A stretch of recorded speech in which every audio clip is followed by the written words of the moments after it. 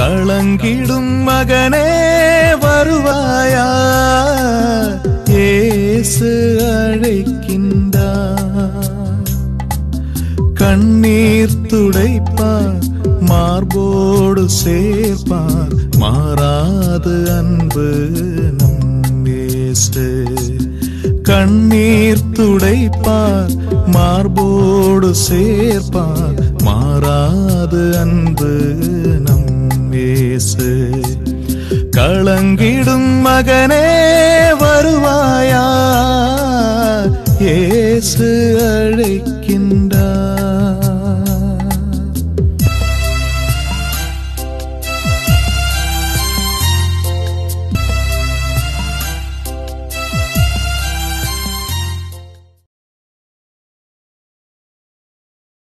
இயேசு கிறிஸ்துவுக்குள் பிரியமானவர்களே, ஆண்டவராய் இயேசு கிறிஸ்துவின் பரிசுத்தமுள்ள திருப்பெயரிலே நல்வாழ்த்துக்கள். இந்த விடுதலை நேர நிகழ்ச்சி வழியாக உங்களை சந்திப்பதிலே நான் மிகுந்த மகிழ்ச்சி அடைகின்றேன். ஆண்டவர் தந்திருக்கிற ஒரு மாபெரும் கிருபைக்காக ஆண்டவரை போற்றுகிறேன், புகழுகிறேன், வாழ்த்துகிறேன், ஆராதிக்கின்றேன். பிரியமானவர்களே, நம்மை படைத்தவரும் பராமரிப்பவரும் நம்மை ஒவ்வொரு நாளும் வழிநடத்தி கொண்டிருக்கிறமான ஆண்டவர் நம்மை ஒருங்கிணைக்க செய்திருக்கிறார். அவர் நம்மோடு கூட பேசும்படியாக, ஆறுதல் படுத்தும்படியாக, அரவணைக்கும்படியாக, நம்முடைய கவலை கண்ணி துக்கெல்லாம் மாற்றும்படியாக, நம்மோடு பேசும்படியாகவே இந்த அமைப்பை உருவாக்கியிருக்கிறார். இந்த ஊழியத்தின் காரியங்களும் அப்படித்தான். ஆண்டவர் சொல்லுகின்ற ஒவ்வொரு வார்த்தைகளுமே நமக்கு ஒரு விடுதலை அளிப்பதாக, ஒரு ஆசீர்வாதத்துக்குள் வழிநடத்துவதாக, நம்மை அவருக்குள் இணைத்துக் கொள்வதற்காக இருக்கிறது. இந்த நாளிலும் அநேக மக்கள் பலவிதமான கவலையோடு கூட இருக்கிறார்கள். என்னோட தொலைபேசியிலே பேசுகிற சகோதர சகோதரிகள், நேர்முகமாக பார்க்கின்ற சகோதர சகோதரிகள் அவருடைய மன பாரங்களை கண்ணீரோடு கூட சொல்வார்கள்.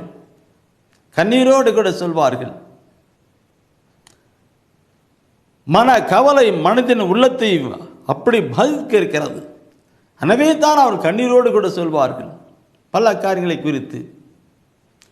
நான் அவர்கள் அப்படியெல்லாம் அழுவதை பார்த்து உள்ளத்தின் ஆழத்தில் ஐயோ இவ்வளவு கவலைப்படுறாங்களே என்று சொல்லி ஆண்டவர் சமூகத்தில் நான் அமர்ந்து நான் ஜெபித்த போது ஆண்டவர் இந்த செய்தியை கொடுக்கும்படி இந்த நாளை உணர்த்தினார்.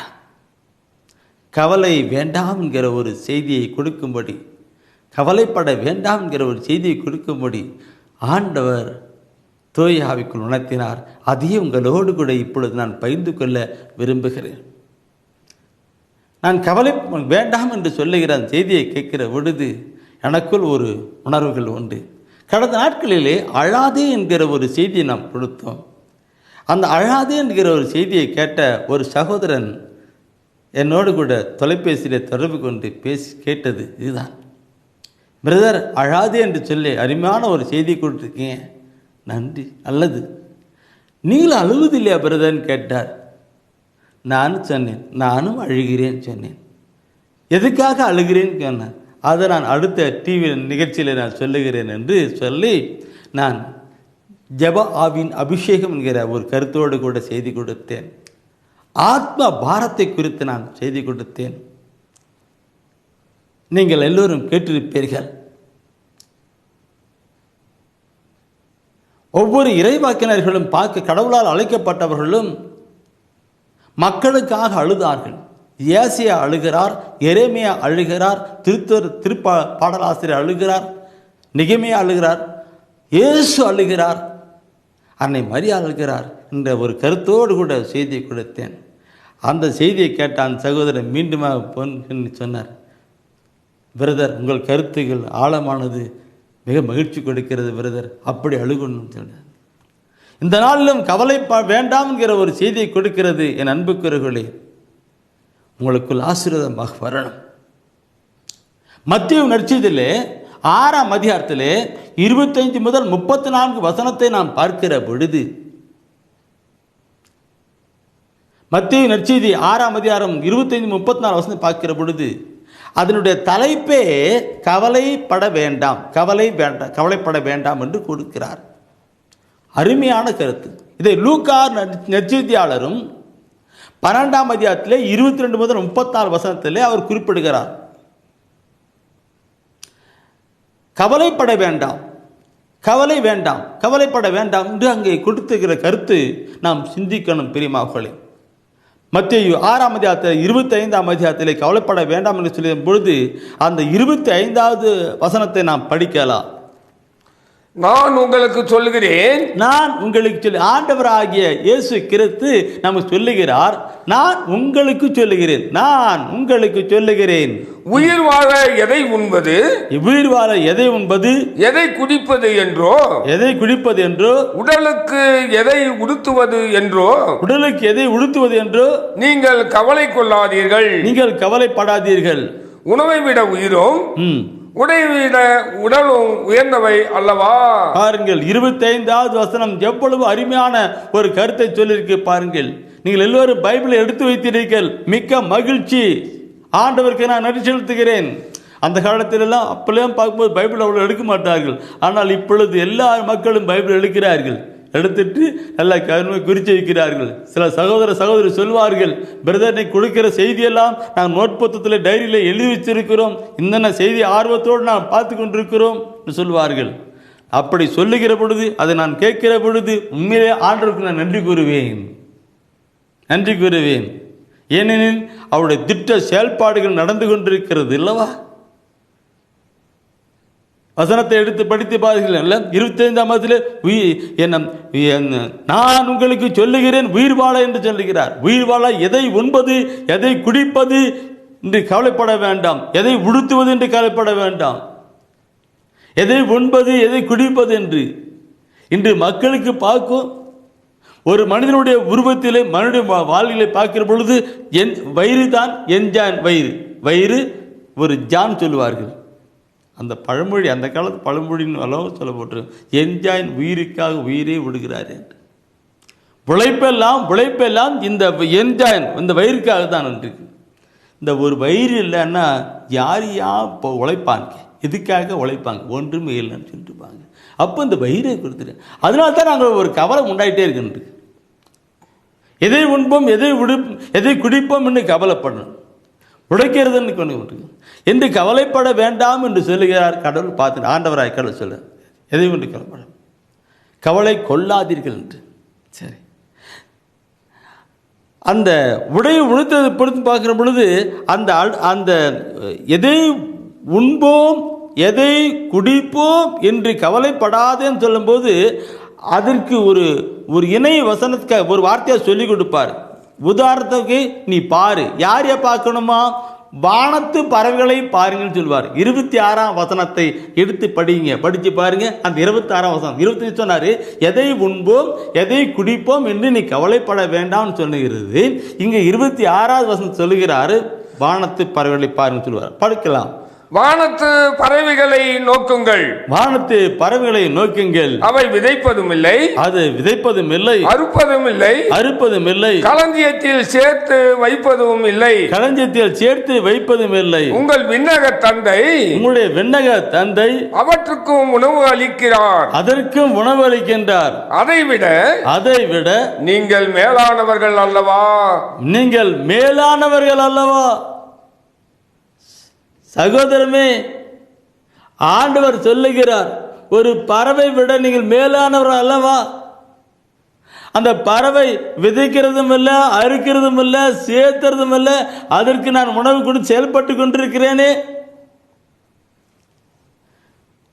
உங்களை நான் என்னுடைய உருவிலும் சாயலும் படைத்திருக்கிறேன், நான் விட்டுடுமான்னு எவ்வளவு கருத்தா சொல்லுகிறார் பாருங்கள். இந்த வார்த்தையை படிக்கிற பொழுது என்னைக்கும் நான் இந்த வானத்து பறவைகளை பாருங்கள் நோக்குங்கள் சொல்கிற பொழுது என்னதை பார்க்கறது, என்ன நோக்கிறது என்ன என்னைக்கும் அந்த பறவையை குறித்து நாம் சிந்திக்கப்பட வேண்டிய கருத்து தான், சிந்திக்கப்பட வேண்டியதுதான். அவை விதைப்பதும் இல்லை, அறுப்பதும் இல்லை, களஞ்சியத்திலே சேர்த்து வைப்பதும் இல்லை. என்னைக்கு சேர்த்து வைப்பதும் இல்லை என்கிற ஒரு கருத்தை நான் பார்க்கிற பொழுது இன்று மக்களுக்கு நாளைக்கு என்று சேர்த்து வைக்கிற ஒரு கருத்து தான். எல்லாரும் சேமிப்பு திட்டத்திலே அதிகமாக சேர்த்தணும் தான், சேர்த்தக்கூடாதுன்றதல்ல, அதற்காகவே கவலைப்பட்டு கொண்டிருப்பார்கள். நாளைக்கு என்கிற ஒரு ஏக்கத்தோடு கவலைப்பட்டு சேர்த்து கொண்டிருப்பார்கள். நம்மக்கிட்ட நிறைய பொருள் இருக்குது, இவ்வளோ சாப்பிட்டாச்சு, மீதி இருக்குதா எடுத்து வைக்கலாம், அது ஓகே. இருக்குதா, இவ்வளோ வந்துச்சா, மீதி இருக்குதா எடுத்து வைக்கலாம், சேமிப்பு பார்க்கலாம், அது சொல்லலாம். ஆனால் நாளைக்காகவே சேமித்து வைக்கிறது, நாளைக்காகவே கவலைப்பட்டு சேர்க்கிறது தவறு. அந்த சேமிப்பு காரங்க அந்த நாளைக்கு என்கிற ஒரு சேமிப்பு நிலையில் வருகிற பொழுது அது எங்கெங்கேயோ எப்படிலாம் சென்று போயிட்டே இருக்கும். சேமிப்பு நிலையில் சேர்க்கும்போது அங்கே எப்படி சேமிக்கலாம் என்கிற உணர்வு, எப்படி சேமிக்கலாம்ங்கிறவனுக்கு அதில் தவறுகள்லாம் நிறைய வந்துவிடும். இன்றைக்கி மக்கள் நிறைய அது அப்படி போயிட்டு இருக்குது.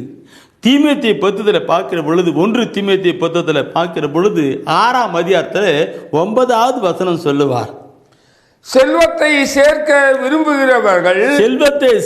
விரும்புகிறவர்கள் சோதனையாகிய கண்ணியில் சிக்கிக் கொள்கிறார்கள். சோதனையாகிய கண்ணியில் சிக்கிக் கொள்ளுகிறார்கள். அறிவீனமான தீமை விளைவிக்கக்கூடிய பல்வேறு தீய நாட்டங்களில் வீழ்ந்து விடுகிறார்கள். பாருங்கள், பல்வேறு தீய நாட்டங்களால் வீழ்ந்து விடுகிறார்கள். என்ன அருமையான ஒரு கருத்தை பாருங்கள். செல்வத்தை சேர்க்க விரும்புகிறவர்கள், இன்னைக்கு எனக்கு 1000 ரூபாய் சம்பளம் வந்திருக்கு, வருமானம் இருக்குது, செலவில் போச்சு, மீதி வச்சுக்கோங்க, சேர்த்து வைங்க, அது ஓகே. ஆனால் எப்பவுமே பணம் சேர்க்க வேண்டும் என்கிற ஒரு கருத்தோடு கூட ஆய்ந்து ஓடுகிறவர்களுக்கு அங்கே தீமைகள் தான் உண்டாகிறது தான் புனித பவுலடிகள் மிக அழகாக சொல்லுகிறார். செல்வத்தை சேர்க்க விரும்புகிறவர்கள் பல்வேறு விதமான நிலையிலே அங்கே தீநாட்டிலே போகிறார்கள். அப்படி பணம் சம்பாதிக்கலாமா, இப்படி பணம் சம்பாதிக்கலாமா, அப்படி பணம் அப்படி சேர்த்து வைக்க நினைப்பாங்க. அடுத்து அந்த 10வது வசனத்தை படித்து பாருங்கள், அதில் அவர் சொல்லுவதை பாருங்கள் எவ்வளவு இருக்கின்றது. பொருள் ஆசையே எல்லா தீமைகளுக்கும் ஆணிவேர். எல்லா தீமைகளுக்கும் ஆணிவேர்.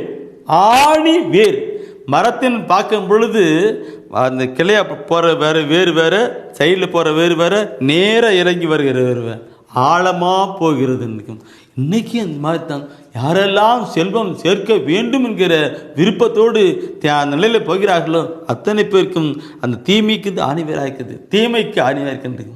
கருத்துக்களை நான் பார்க்கணும் பிரியமானவர்களே. எனவே தான் ஆண்டவர் சொல்லுகிறார், இந்த வசனத்தை படித்த வேளையிலே மீண்டுமாக நாம் கொண்டு போகலாம். அதை சொல்லுகிற பொழுது என்ன, நீங்கள் வானத்து பறவைகளை பாருங்கள் சொல்வார், அது விதைப்பதில்லை, நாம் நம்முடைய வாழ்க்கையிலே கொண்டு வரணும். அதை விட வானத்து பறவைகளுடைய மேலானவர்கள் அல்லவா, நீ ஏன் அப்படியெல்லாம் செய்து தீமைக்கு உண்டாகி கொண்டிருக்கிறாய், பலவிதமான சோதனைக்கு உள்ளாகி கொண்டிருக்கிறாய் என்று. Praise the Lord. பிரதர் சொல்லலாம், பிரதர் சொல்லலாம், வாயில் சொல்லலாம், வாழ்க்கையில் அனுபவிக்கணும் பிரதன் அப்படின்னு சொல்லுவீங்க இல்லைங்களா? கொண்டு வரணும் பிரியமானவர்களே. ஆண்டவர் மேல் நம்பிக்கை கொள்ளுகிறவர்கள் அந்த நிலை கொண்டு வரணும். நான் என்ன சொல்லுன்னா, நானும் ஒரு காலத்தில் இப்படி தான் கவலைப்பட்டு கொண்டிருந்தேன், இப்போ கவலைப்படலை. கவலைப்படுகிற எந்த ஒரு மனிதனும் கடவுளை நம்பவில்லை. கடவுளை நம்புகிற எந்த ஒரு மனிதனும் கவலைப்படுவதில்லை. எல்லாம் ஒரு வாட்டி சொல்ல முடியுமா? என்ன சொல்லுது? கவலைப்படுகிற எந்த ஒரு மனிதனும் கடவுளை நம்பவில்லை. கடவுளை நம்புகிற எந்த ஒரு மனிதனும் கவலைப்படுவதில்லை. நான் ஒரு காலத்தில் அப்படிதான் கவலைப்பட்டிருந்தேன். கடவுளை நம்பும் பொழுது கவலை விட்டுட்டேன். கொண்டு வரணும் வசனத்து. ஏன்னா பைபிளை படித்து நாம் கீழ்ப்படுகிற கடினமாக கண்டுள்ளணும். சரி, அதே மத்தியவிலை பார்க்கிற பொழுது 6ஆம் அதிகாரத்தில் 28ஆம் வசனத்தில் பார்க்கிற பொழுது அதில் சொல்லவர் முன்ன குடிக்கிறது உண்பதற்கும் குடிப்பதற்கும் சொல்லப்படுது. அடுத்தது பார்க்க இங்கே என்ன சொல்றாரு 28ஆம் வசனத்தில், உடைக்காக நீங்கள் ஏன் கவலைப்படுகிறீர்கள்? உடைக்காக நீங்கள் ஏன் கவலைப்படுகிறீர்கள்? பாருங்க, உடைக்காக எது போடணும் எதுக்கு சொல்லிட்டு அவங்க எதை கவலைப்படுறீங்க, என்ன போடுறது, என்ன ட்ரெஸ் போடுறது, அது போட்டு அடுத்து அதுக்கான 30ஆம் வசனம் சொல்ல போறேன். நம்பிக்கை குன்றியவர்களே, இன்றைக்கு இருந்து நாளைக்கு அடுப்பில் எரியப்படும் காட்டு புல்லுக்கு கடவுள் இவ்வாறு அணி செய்கிறார் என்றால் உங்களுக்கு இன்னும் அதிகமாய் அணி செய்ய மாட்டாரா? பாருங்க, உங்களுக்கு அணி செய்ய மாட்டாருன்னு சொல்லிருக்கு. அதனால தான் பார்க்கணும், நீ உங்களுக்கு ஏன் இப்படி பண்றீங்க, நீ பண்றீங்க, அதனால கவனம் பண்ண மாட்டாங்க. காட்டு புல் முன்ன சொன்னார், பறவையும் சொன்னார், இங்க காட்டு புல்லுன்னு சொல்லி கொடுக்கிறார். காட்டு புல்லுக்கு கடவுள் இப்படியெல்லாம் செஞ்சு கொடுக்கிறாருனாக்க நீங்க என்ன இந்த அவளுக்கு ஆண்டவர் நமக்கு சொல்லிக் கொடுக்கிற கருத்தை பாருங்கள். உதாரணத்துக்கா நமக்கு சொல்லிக் கொடுக்கிற கருத்தை நாம் அப்படியே பார்க்கணும்.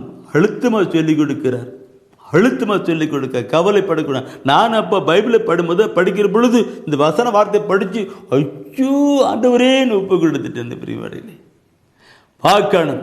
உண்பதற்கு குடிப்பதற்கு ஏன் கவலைப்படுகள், வானத்து பறவைகளை பாருங்கள்.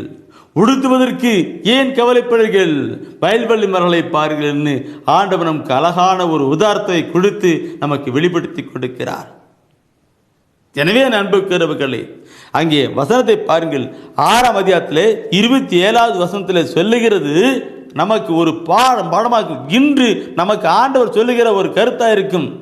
6ஆம் அதிகாரத்திலே 27வது வசனத்தை படிக்கிற பொழுது அது சொல்லுவார், கவலைப்படுவதால் உங்களில் எவர் தமது உயரத்தோடு ஒரு முழம் கூட்ட முடியும்.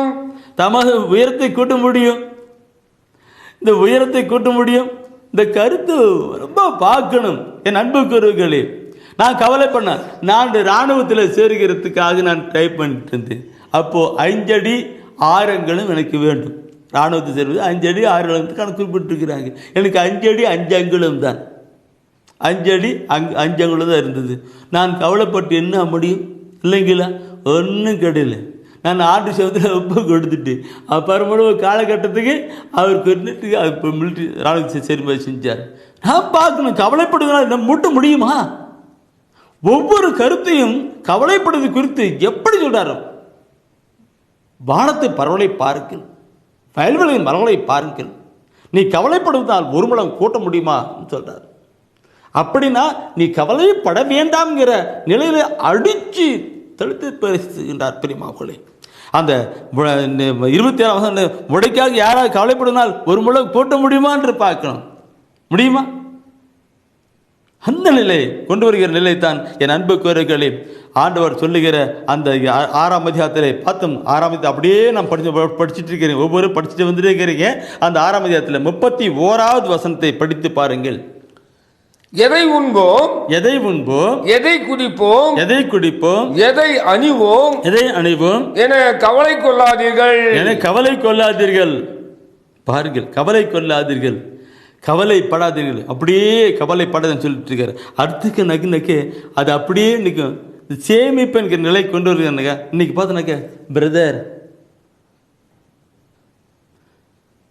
நீ சொல்றது கரெக்டு தான் பிரதர், பிள்ளைங்களுக்கு கல்யாணம் ஆகணும் பிரதர், பிள்ளைங்களை படிக்க வைக்கணும் பிரதர், எதிர்காலத்து எத்தனை தேவையில்லை பிரதர், மனுஷனுக்கு கவலை வராதா பிரதர், எப்படி பிரதர் நீ சொல்கிறீங்க? கண்டிப்பாக கவலை வருதுன்னு ஆண்டவர் அது சொல்லித மேலே 26 சொல்லி தான் சொல்கிறாரு. நீ கவலைப்படுறதா என்ன ஆக போதா சொல்லிக் கொடுக்குறாரு இன்றைக்கு. அதனால தான் 34வது வசனத்தை படித்து பார்க்கணும்னா 34வது வசனத்தை பார்க்கும் பொழுது அது சொல்லுவார், ஆகையால் நாளைக்காக கவலைப்படாதீர்கள், நாளைக்காக நீங்கள் கவலைப்படாதீர்கள், ஏனெனில் நாளைய கவலையை போக்க நாளை வழி பிறக்கும், நாளைய கவலை பிறக்க நாளை வழி பிறக்கும் சொல்லி கொடுக்கிறார். அதுக்கான வழி ஆண்டவர் கொடுப்பார். வழி பிறக்கும் என்று சொல்லுகிறவர் அது செய்வார். என் அன்புக்குரியவர்களே, நம்முடைய வாழ்க்கையை பார்க்கணும். இந்த 6ஆம் அதிகாரத்தில் 25 முதல் 34 வசனத்தை நீங்கள் படித்து பார்க்கும்பொழுது எத்தனை நேர்மையாக சொல்லப்பட்டிருக்கு. கவலைப்படாதீர்கள், கவலைப்பட்டாக எதனால் முன்னாக சொல்லிக் கொடுக்கிற ஆண்டவர் ஏன் அப்படி சொல்லுகிறார்? ஒரு மனிதனுடைய வாழ்க்கையில கவலைப்படுவதனாலே எத்தனை இடர்பாடுகள் தெரியுங்களா? எத்தனை பிரச்சனை தெரியுங்களா? சில சகோதர சொல்லுவார்கள், பிரதர் எனக்கு இப்படிலாம் கனவு வருது பிரதர், இப்படிலாம் பிரச்சனை வருது பிரதர். ஏன்? ஆண்டவர் சொல்ல கவலைப்படாதுன்னு சொல்லியிருக்கிறார். அந்த கவலைப்படுகிற பொழுது உடலிலே அது பாதிப்பாய் கண்டு வரும். தயவுசெய்து திருப்பாடலே 55ஆம் அதிகாரத்திலே 2வது வசனத்தை எடுத்து பார்த்து பாருங்கள். அதனுடைய பிற்பகுதி என்ன கருத்து சொல்லப்பட்டிருக்கிறது. 55 திருப்பாடல் அந்த கவலைப்படக்கூடாது சொன்னார். அந்த கவலைப்படுவதனால என்னென்ன எஃபெக்ட் என்பதை நாம் இந்த வேலையில் சிந்திக்க இருக்கிறோம். திருப்பாடல் 55 2வது வசனம் எடுத்து படித்து பாருங்கள். என் கவலைகள் என் மன அமைதியை குலைத்து விட்டன. என் அமைதியை குலைத்து விட்டன. என் கவலைகள், நான் கவலைப்படுறனால என் மன அமைதியை குலைத்து விட்டேன். நல்ல சந்தோஷமா பீஸ்ஃபுல்லாக அமைதியாக இருந்த ஒரு மனுஷனு ஒரு சின்ன ஒரு கவலை வந்துச்சு. அந்த கவலைனால என்ன பண்ணுறது இப்படியே குழம்பிட்டு இருக்கேன். அப்படி ஒரு போகிறது வர்றது நடக்கிறது பேசுகிறதெல்லாம் பார்த்துனாக்க எனக்கு ஏன்பா ஒரு மாதிரி இருக்கிறீங்க. பயங்கரமான கவலை பிரதர், மனமா கவலை பிரச்சனை, மனசில் அமைதியே இல்லை. பாருங்க, மனதில் அமைதி இல்லாதபடி கவலை சேட்ட பண்ணிவிடும்.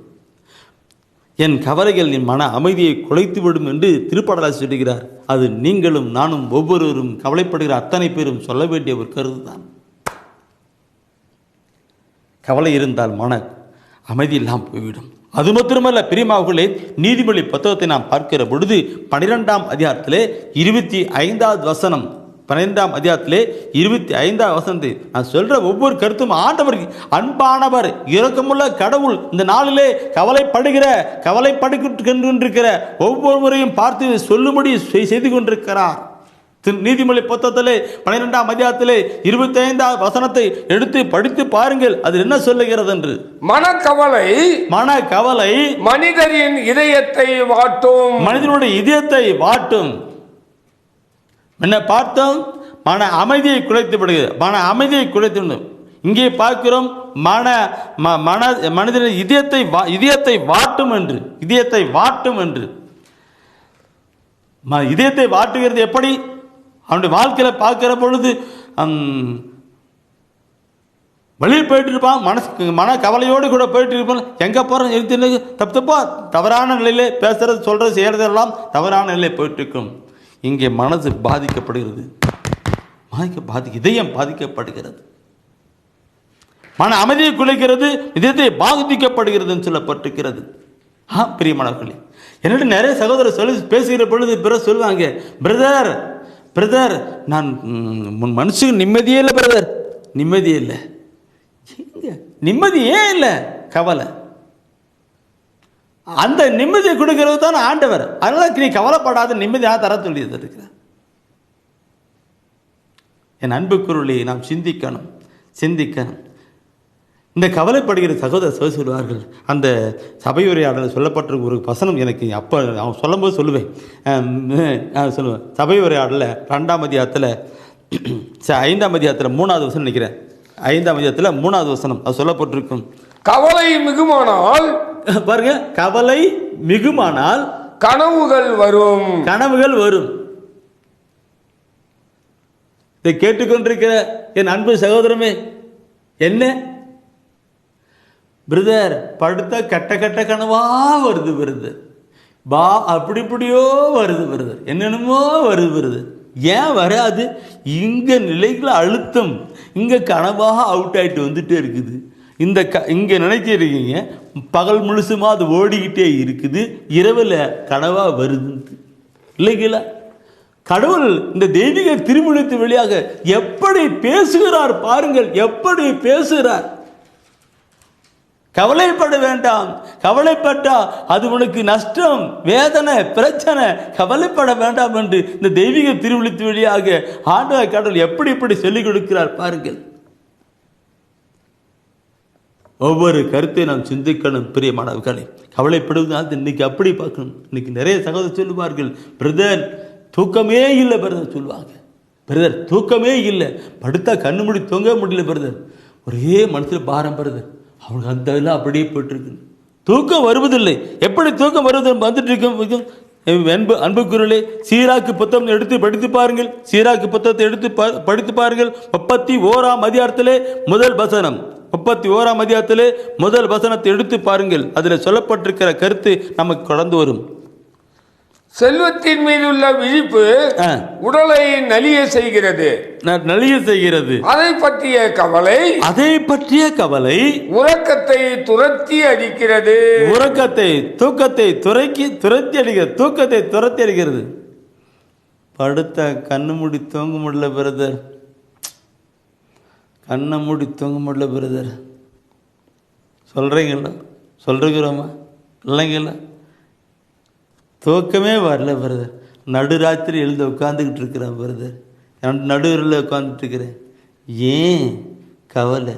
அந்த 2வது வசனம் சொல்லிக் கொடுக்கறது பாருங்க. 2வது வசனம் சொல்லிக் கொடுக்கறது என்ன பார்க்கணுனாக்க, கவலை நிறைந்த விழிப்பு, கவலை நிறைந்த விழிப்பு ஆள் துயிலை கெடுக்கிறது. ஆள் துயிலை, நல்ல ஒரு தூக்கமே இல்லை, நல்ல ஒரு தூக்கமே இங்கே நெல்லில் போடிக்கிட்டு இருக்கோம். இதை கேட்டுக்கொண்டிருக்கிற என் அன்பு சகோதரமே, நாம் வாழ்க்கையை நாம் சிந்தித்து பார்க்கணும்.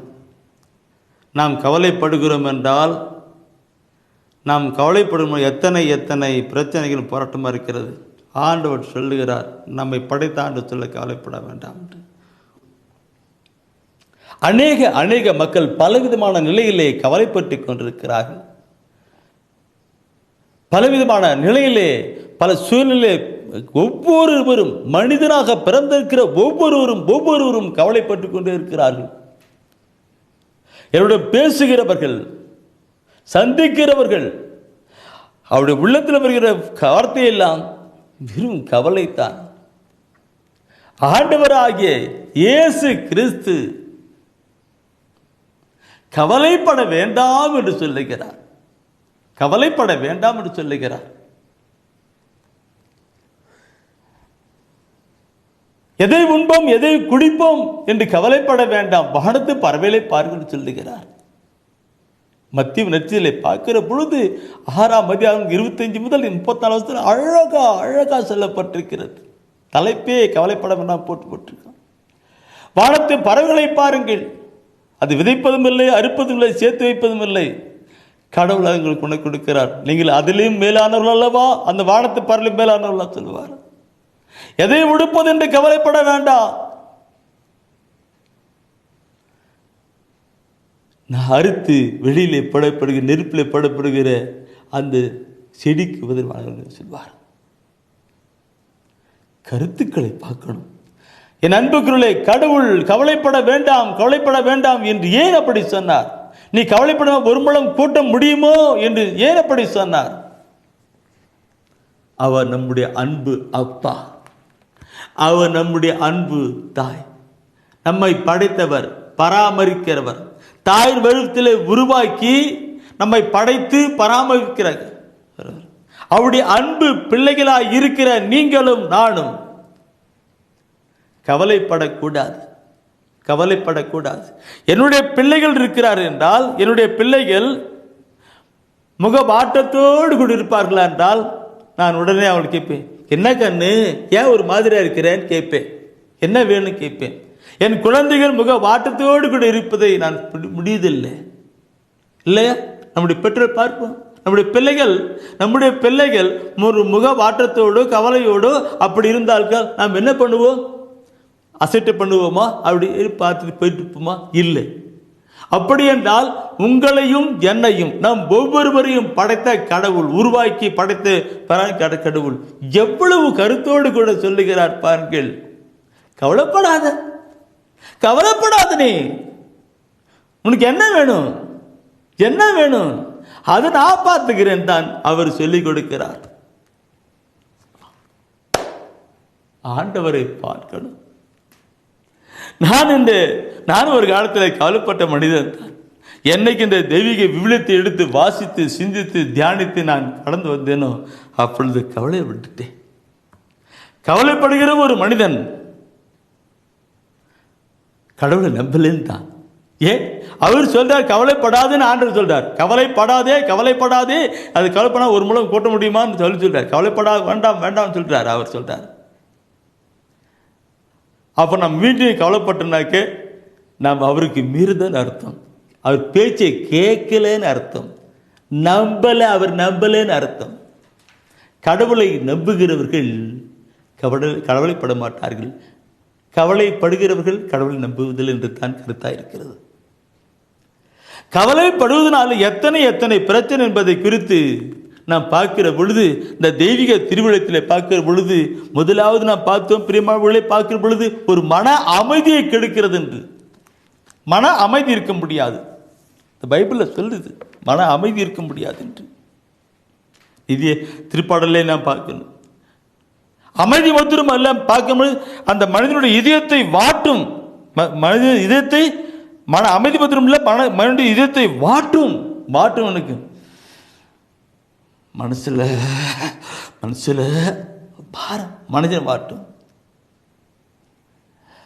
இப்படி மனதுல பாரத்தோடு கூட இருக்கு, கவலையோடு அமைதியெல்லாம் படுக்கும்போது தூக்கம் வருமா? தூக்கம் வராது, கனவுதான் வரும், கனவுகள் தான் வரும். இன்று அநேக வாழ்க்கையில் அப்படிதான் நடந்து கொண்டிருக்கிறது. இதெல்லாம் பார்த்துதான் ஆண்டவர் சொல்லுகிறார், நீ கவலைப்படாதே, கவலைப்படாதே. கவலைப்படுகிற பார்க்கிற பொழுது என் அன்புக்குரியவர்களே, ஒவ்வொரு தெய்வீக திருவிடத்தில் நிறைய சொல்லப்பட்டிருக்கிறது கவலைப்படக்கூடாது என்று. லூக்கா நற்செய்தி 8ஆம் அதிகாரத்திலே 16வது வசனத்தை நான் பார்க்கிற பொழுது இதை நான் சொல்ல வேண்டும் என்று தூயார் உணர்த்தறார்.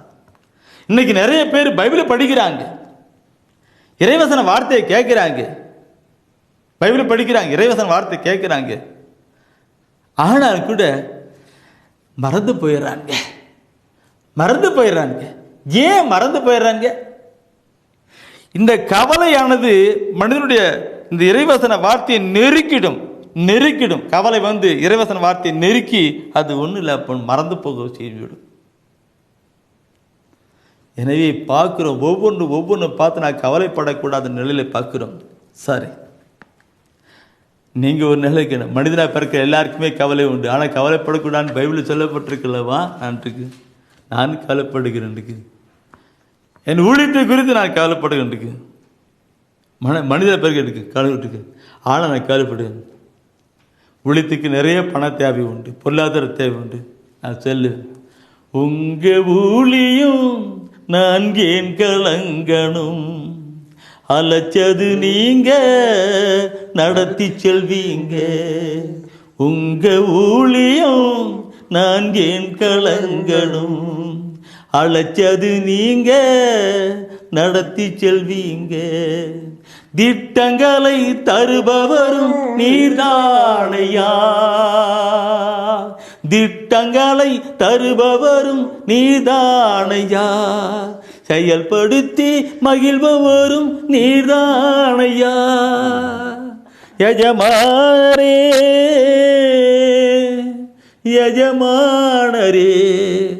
எஜமானன் நேர் இருக்க வேலைக்காரனுக்கு ஏன் கவலை, எஜமானன் நீர் இருக்க வேலைக்காரனுக்கு ஏன் கவலை.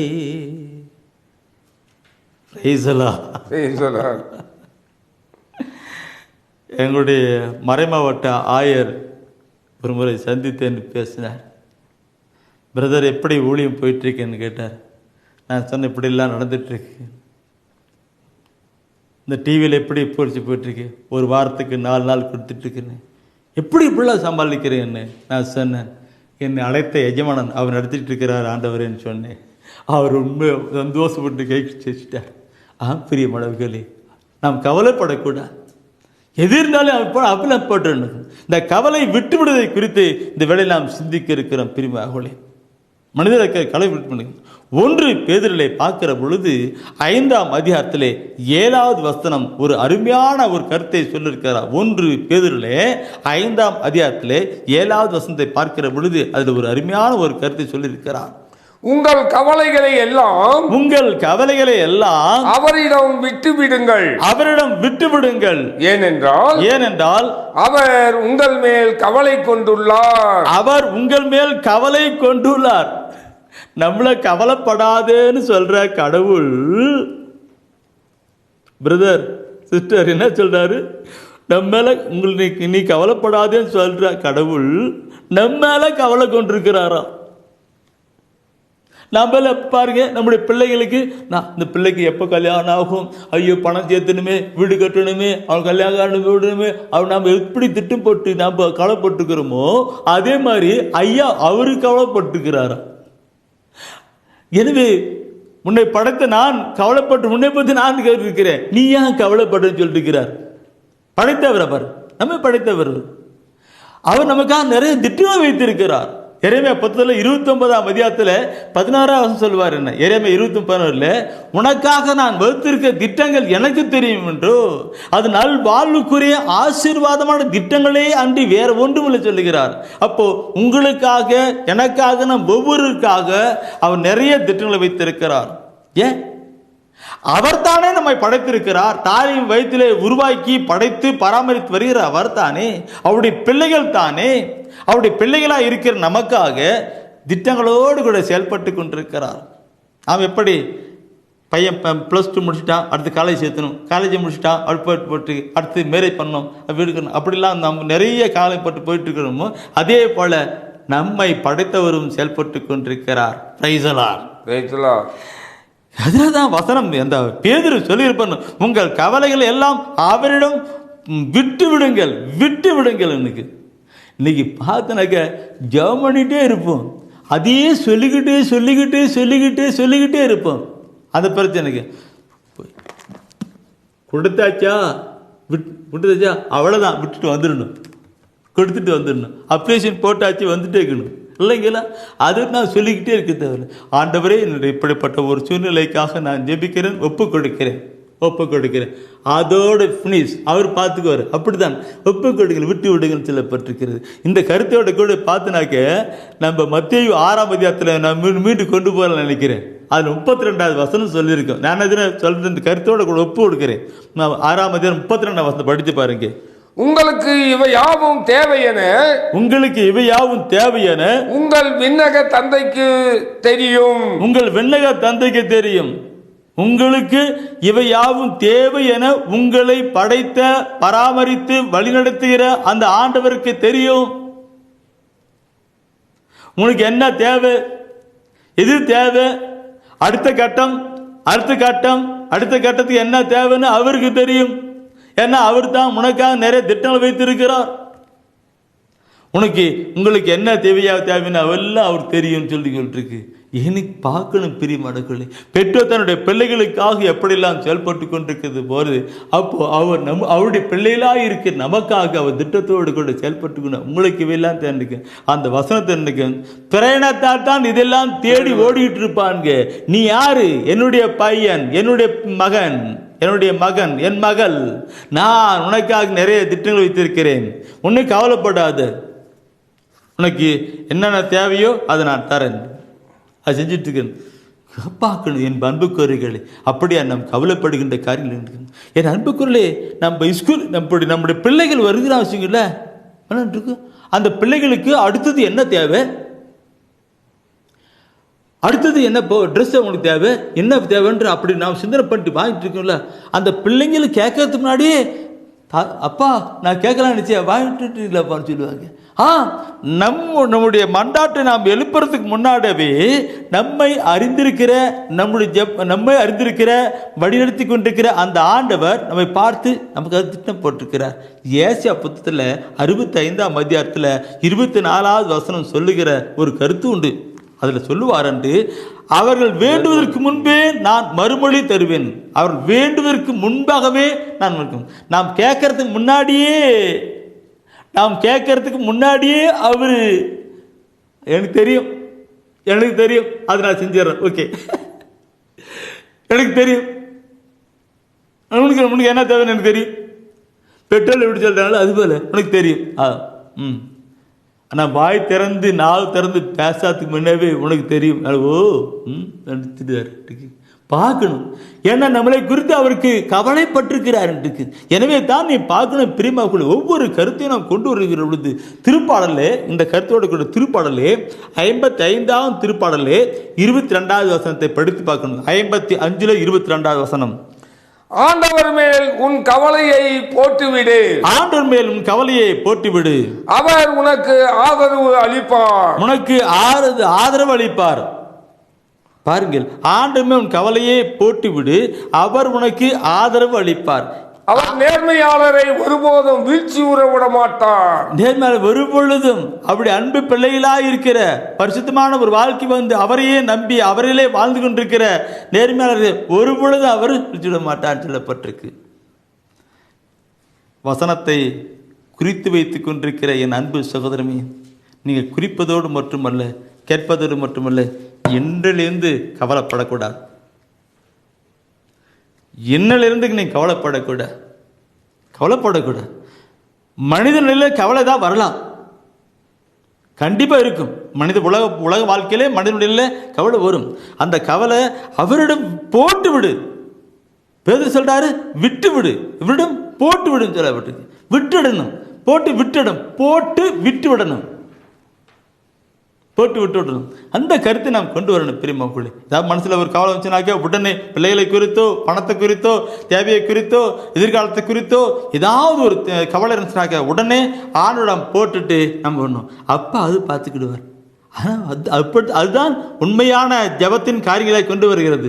மார்க் 11:24 சொல்லுவார் அல்லவா, நீங்கள் ஜபத்தில் எதெல்லாம் கேட்டீர்களோ அதையெல்லாம் பெற்றுக்கொண்டோம் என்று விசுவசியுங்கள்.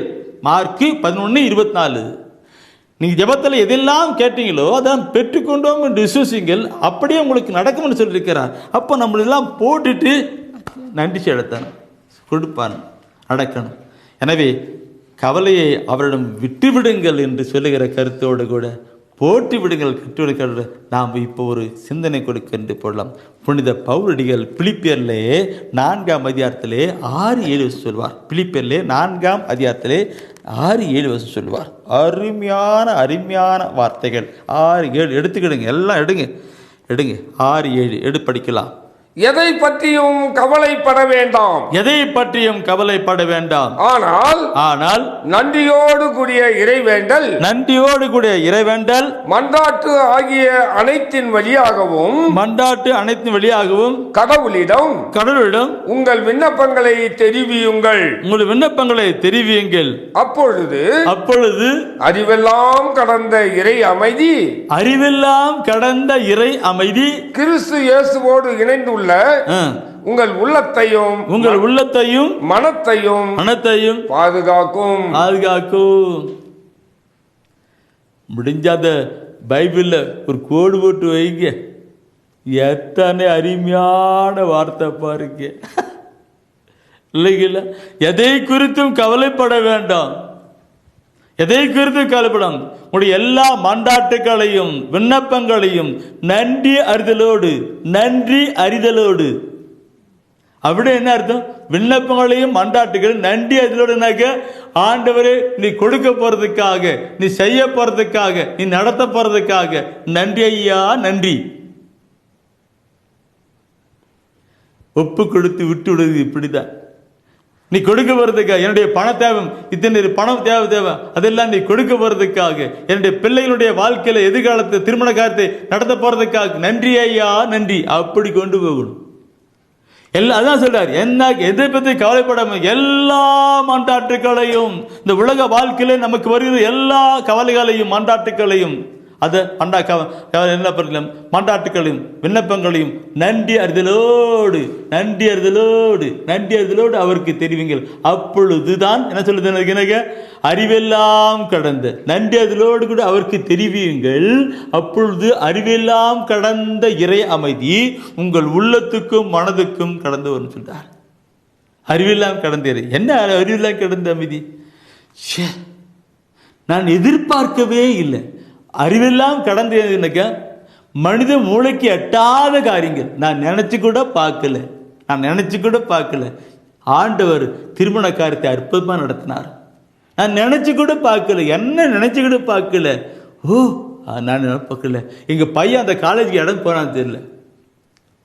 நான் நினைச்சு கூட பார்க்கல. அந்த கடன் பிரச்சனை மாறும் நினைச்சு கூட பார்க்கல. நம்முடைய எல்லா கவலையும் மாற்றி ஒரு இறைமதியை கொடுக்கிறவர் நம்முடைய ஆண்டவர். எனவே தான் இந்த நாளிலே அவர் நம்மோடு கூட பேசுகிறார்.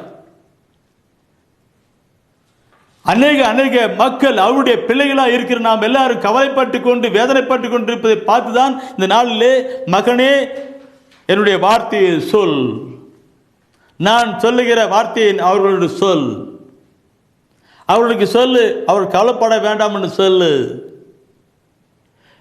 அவளை குறித்து எனக்கு அக்கறை உண்டு என்று சொல்லு. அவர் சொல்லிக் கொடுக்கிறார்.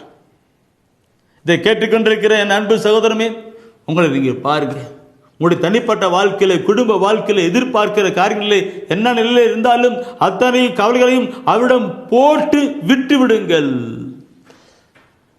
நன்றியறிதலோடு கூட போட்டு விட்டு விடுங்கள். உங்களுடைய கவலை எல்லாம் போட்டு விட்டு விடுங்கள் நன்றியறிதலோடு. அப்பொழுது அறிவெல்லாம் கடந்த இறை அமைதி உங்கள் வாழ்க்கைக்கு வரும். நீங்கள் சாட்சியம் கூறுவீர்கள்.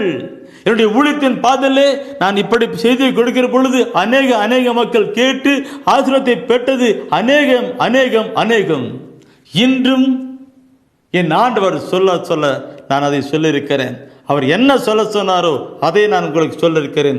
சொன்னவர் அதை செய்வார். ஒப்புக் கொடுக்கணும். பிரியமானவர்களே, மனசிலே பல கவலை இருக்கிறீர்களா? எல்லாவற்றையும் ஒப்புக் கொடுங்கள். ஒரு நிமிஷம் அப்படியே கண்களை மூடுவீர்களா? கண்களை மூடுங்கள்.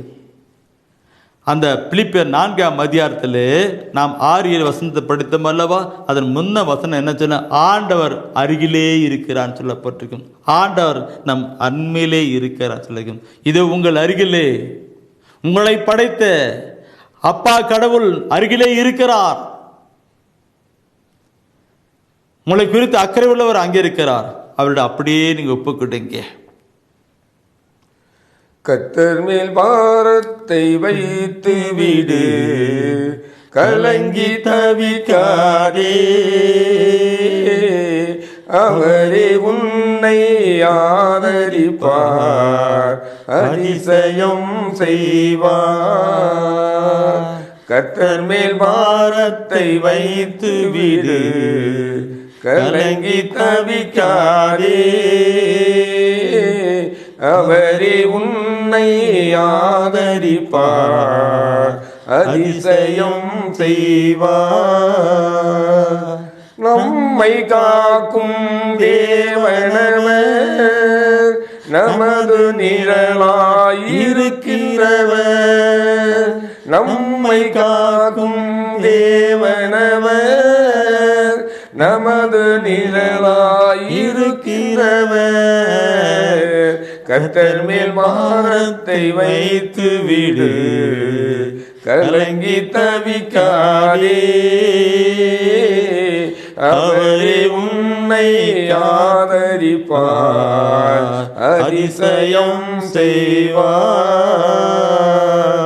வாழ்வை கர்த்தருக்கு ஒப்பு கொடுப்போம், அவரே எல்லாம் வாய்க்க செய்வார். வாழ்வை கர்த்தருக்கு ஒப்பு கொடுப்போம், அவரே எல்லாம் வாய்க்க செய்வார். கர்த்தர் மேல் பாரத்தை வைத்து விடு, கலங்கி தவிக்காதே. அவரே உன்னை ஆதரிப்பார், அதிசயம் செய்வார். ஆண்டவரே நன்றி செலுத்துகிறோம். ஆண்டவரே, இதோ இந்த நாளிலே இந்த இறை செய்தியை ஆண்டவரே கொடுக்க உதவிய ஆண்டவரே, பண உதவி செய்த அந்த குடும்பத்தாரின் கவலைகள் கண்ணீர்கள் எல்லாம் மாற்றுவீராக. ஆண்டவரே, இதோ இந்த இறை செய்தியை கேட்ட ஒவ்வொருவருக்கும் விடுதலை தாரும். ஆண்டவரே, ஆண்டவரே, பிள்ளைகளை குறித்த கவலைகள் எல்லாம் மாற்றுவீராக. ஆண்டவரே, பெற்றோர்களை குறித்த கவலைகள் எல்லாம் மாற்றுவீராக. ஆண்டவரே, பண பிரச்சனைகளை மாற்றுவீராக. ஆண்டவரே, நோயை குறித்த எல்லா கவலைகளும் அப்புறப்படுத்துவீராக. ஆண்டவரே, இதோ உங்கள் மேல் எல்லா கவலைகளையும் போடுகின்ற எல்லாரையும் நீர் ஆசீர்வதிப்பீராக.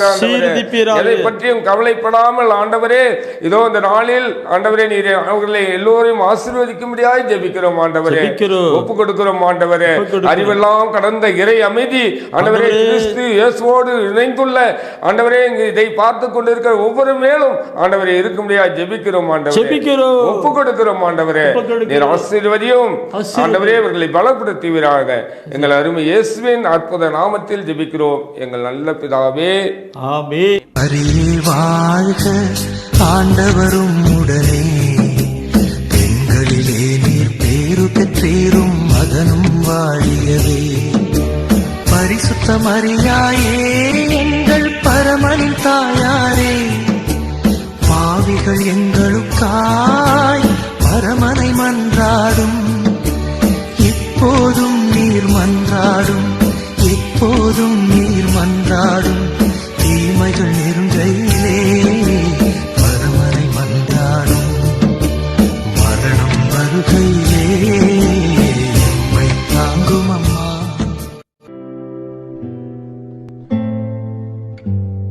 தெய்வ ஒளியும் ஒளியும் என்ற மாத இதழ்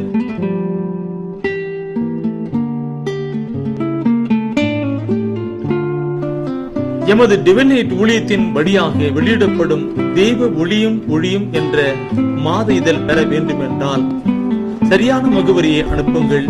புத்தகங்கள் அனுப்பி வைக்கின்றோம். எங்கள் ஊழியங்களுக்காக ஜீவியுங்கள்.